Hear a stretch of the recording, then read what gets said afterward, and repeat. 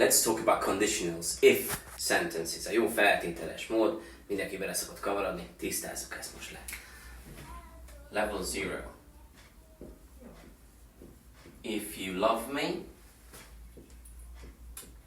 you kiss me. All the time.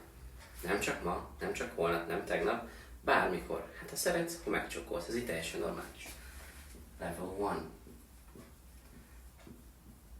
If you love me, mondjuk holnap, tomorrow,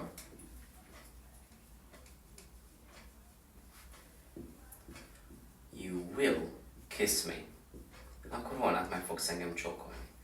Nagyon fontos megjegyeznünk, hogy az if és a will ugyanabban az óvodában jártak, és mindig összevesztek a plüsmacin. Nincsenek jobban. If és a will nem fog találkozni. Ha szeretsz, megcsókolsz majd a jövőben, vagyis holnap. Menjünk tovább.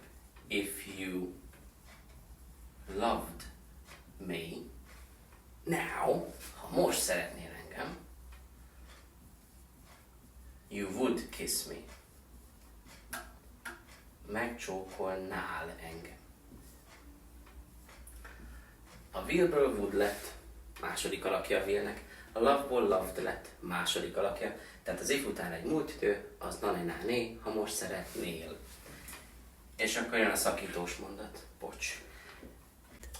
If you had loved me, ha szerettél volna, múlt nyáron, you would have kissed me, megcsókoltál volna, de nem tetted.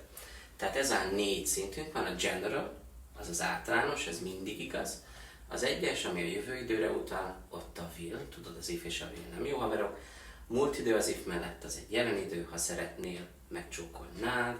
És az utolsó, ha szerettél volna, megcsókoltál volna.